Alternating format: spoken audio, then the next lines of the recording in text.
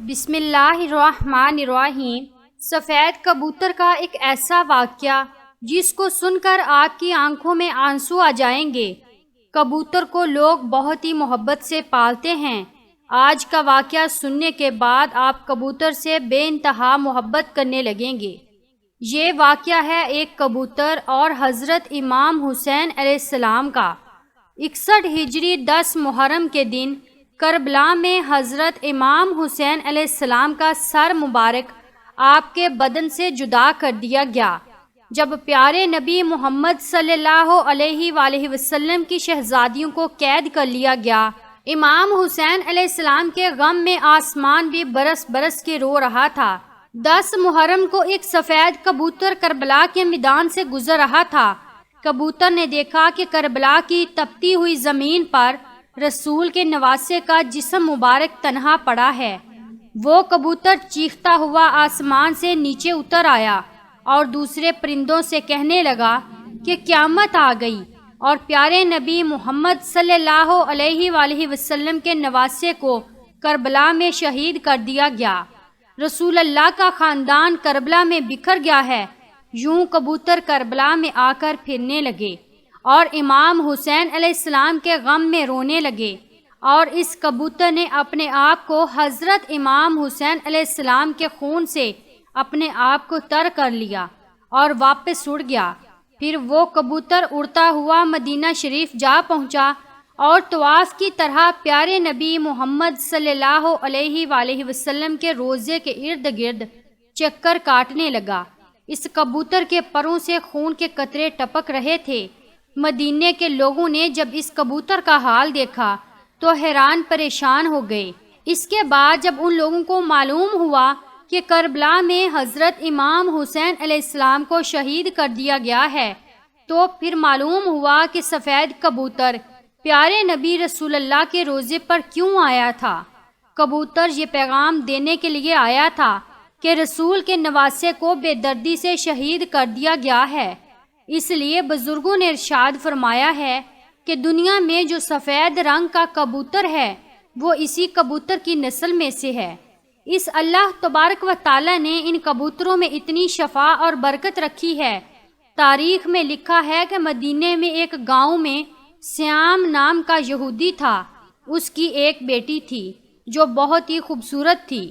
اس کو اچانک ہی بہر کا مرض ہو گیا، جس کی وجہ سے اس کے ہاتھ پاؤں اور آنکھوں نے کام کرنا ختم کر دیا۔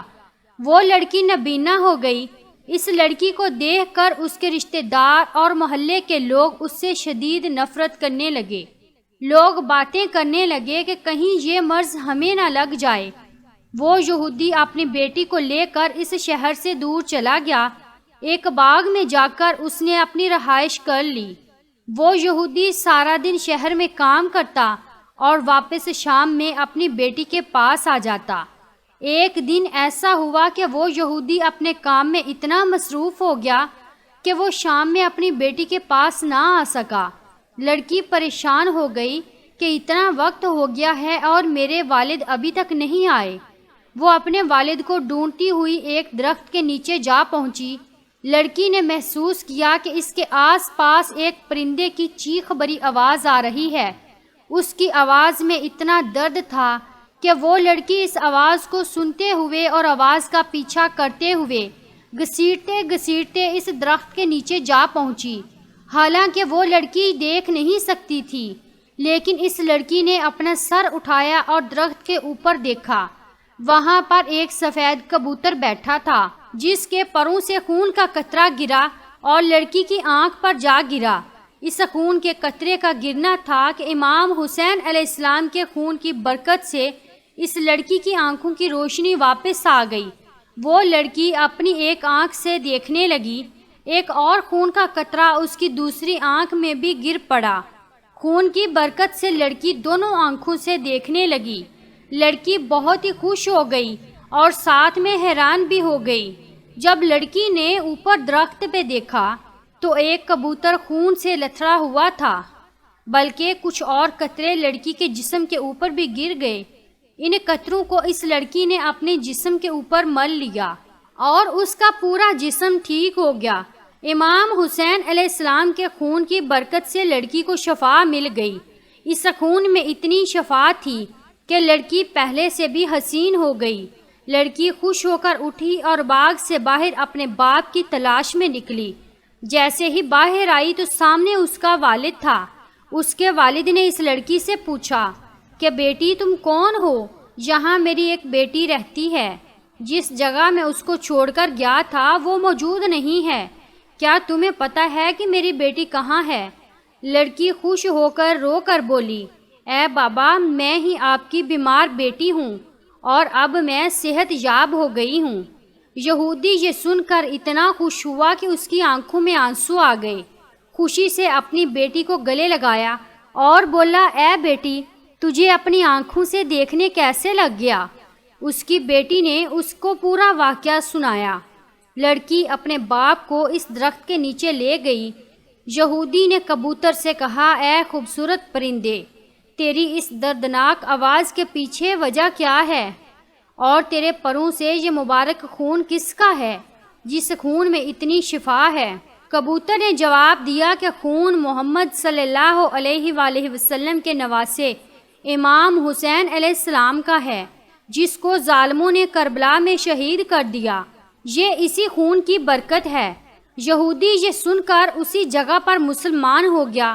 جب کوئی بھی اس یہودی سے مسلمان ہونے کی وجہ پوچھتا تو یہودی پورا واقعہ تفصیل سے ان کو بتاتا۔ سلام ہو پیارے نبی سرکار دو عالم پر، سلام ہو محمد صلی اللہ علیہ وآلہ وسلم کے خاندان پر، سلام ہو اس پاک خون پر جو کربلا کی تپتی ہوئی زمین پر بہتا رہا۔ رسول کے دین کو بچانے کے لیے پیارے نبی کے خاندان نے اپنی اور اپنے پیاروں کی قربانیاں دے دی۔ ہمیں قربانی بھی نہیں دینی پڑی اور اتنی آسانی سے ہمیں اسلام مل گیا۔ ہم بھی کیسے لوگ ہیں پھر بھی شکر ادا نہیں کرتے اور نماز نہیں پڑھتے ہیں۔ اللہ تبارک و تعالی ہم سب کو نماز پڑھنے کی توفیق عطا فرمائے اور نیک اعمال کرنے کی توفیق عطا فرمائے۔ اللہ پاک نے ہمیں جتنی بھی زندگی عطا کی ہے ہم اس کو اللہ پاک کی شکر گزاری اور اطاعت گزاری میں لگا دیں، آمین۔ ناظرین کمنٹ باکس میں اپنی قیمتی رائے کا اظہار ضرور کیجیے۔ ہماری ویڈیو کو لائک کیجیے اور ہمارے چینل کو بھی سبسکرائب کیجیے۔ شکریہ۔